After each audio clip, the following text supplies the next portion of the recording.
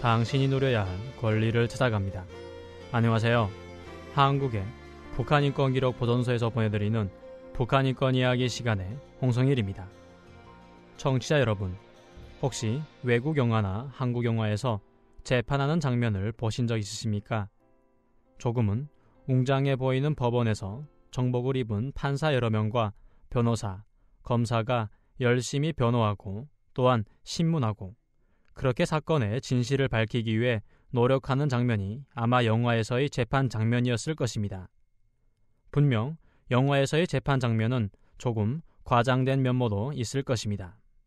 하지만 실제 법원에서의 형사소송 재판 장면은 영화의 장면과 크게 다르지는 않습니다. 특정 사건을 두고 피고와 원고 두 측이 공방을 벌이며 판사나 배심원들이 그 사건의 진위와 잘못을 따지는 것이 바로 재판의 정의입니다. 몇몇 나라에서는 배심원 제도를 두고 있는데, 이는 법조인이 아닌 일반 시민이 특정 사건의 사실 문제를 판단하는 사법제도입니다.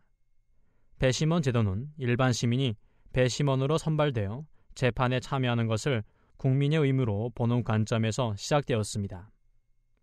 그렇다면 청취자 여러분, 배심원 제도가 여러분이 응당 참여해야 했던 군중의 재판 참여 제도와 비슷하다는 생각이 들지 않으십니까? 그렇습니다.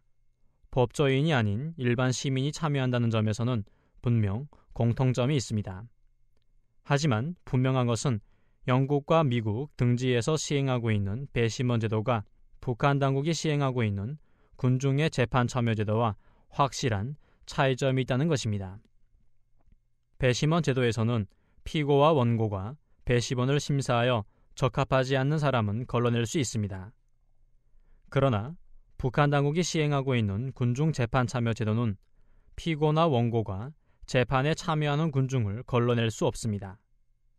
그리고 배심원 제도는 소수의 배심원이 참가하여 진지하게 사건의 진실을 밝히기 위해 노력하지만, 군중 재판 참여 제도는 많게는 수백 명의 군중이 참여하여 잘못을 저지른 피고를 구경하고 비난하기 위해 노력합니다.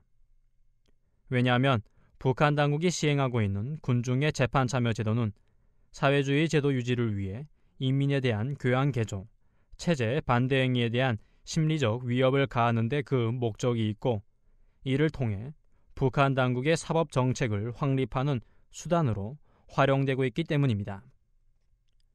실제 북한인권기록보존소에서 만난 한 탈북자는 강제 북송을 당한 후 재판을 받을 시에 수백 명이 재판을 구경했다고 했습니다. 그 탈북자의 말을 잠깐 인용하면, 재판은 인민재판소에 가서 받았습니다. 나와 다른 여자 2명까지 셋이서 함께 받았고 공개 재판을 받았습니다. 동네 사람들 100여 명이 뒤에 앉아 있거나 서서 재판을 구경했습니다. 공개 재판이라는 것이 3명을 한꺼번에 세워놓고 공개적으로 재판하는 것입니다. 라고 증언했습니다. 청취자 여러분, 어떻습니까?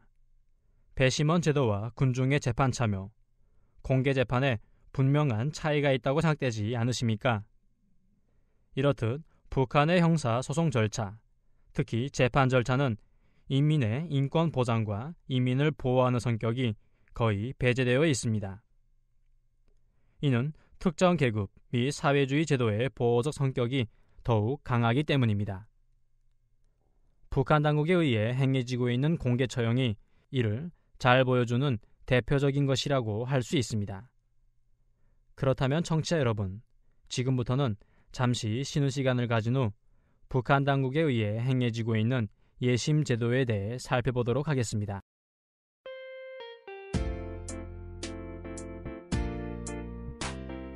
지금 여러분은 북한인권기록보존소의 북한 인권 이야기와 함께하고 계십니다.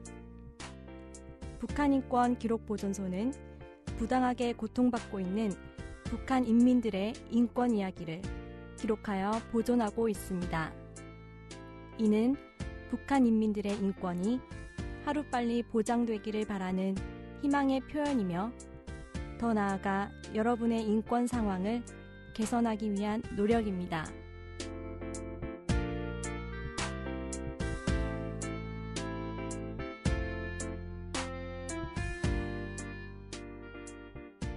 북한인권기록 보존소에서 수집한 탈북자들의 증언을 살펴보면 조금 특이한 사항을 발견할 수 있습니다.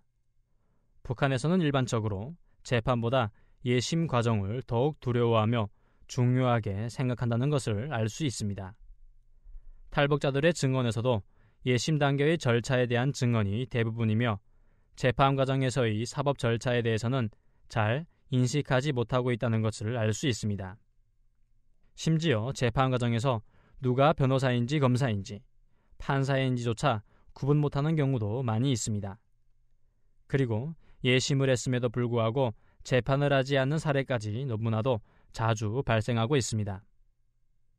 무엇보다 예심 과정에서 폭행이나 구타가 이루어지고 있다는 것은 매우 심각한 인권 침해입니다. 탈북자들 중에는 뇌물을 많이 먹였는데도 예심 과정에서 많이 맞았다고 증언하는 사람들도 있습니다.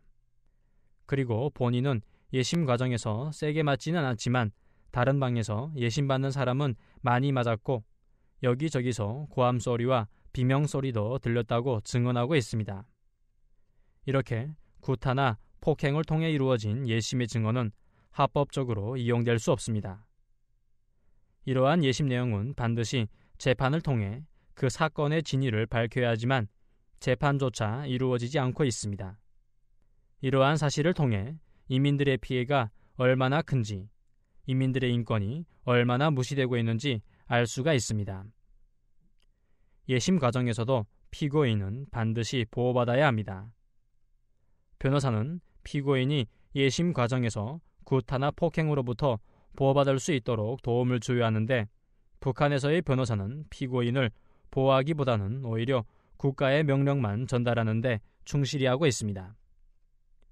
재판에서도 변호사가 적극적으로 변호하기보단 형식적으로 재판에 참여하여 재판 결과에 대해서도 무성의하게 대응하고 있습니다. 이렇듯 북한 당국에 의해 행해지는 재판과 예심, 그리고 변호사의 역할 등은 법의 객관적인 타당성이나 인민의 인권 보장을 구현한다는 목적과는 너무나 거리가 있습니다. 재판제도는 분명히 국가의 국민을 위해 존재하는 것입니다. 사회주의 제도 유지를 위해서 그리고 인민에 대한 교양 개조, 체제 반대 행인에 대한 심리적 위협을 목적으로 재판의 목적을 훼손할 수는 없는 것입니다. 북한 당국이 입으로만 사법권의 독립을 외치고 인민을 위한 예심과 재판을 외치는 것이 아니라 실제 행동에서도 인민을 위한 예심과 재판을 진행할 수 있는 그런 날이 오기를 희망해 봅니다. 청취자 여러분, 어느덧 마쳐야 할 시간이 되었습니다. 북한 인권기록 보존소에서는 부당하게 고통을 받았던 인민들의 이야기를 수집하여 북조선의 인권 상황이 개선되기 위해 노력하고 있습니다. 여러분의 권리를 찾는 하루가 되길 바라면서 북한 인권기록 보존소의 북한 인권 이야기를 마치겠습니다. 제작의 열린 북한 방송이었습니다. 감사합니다.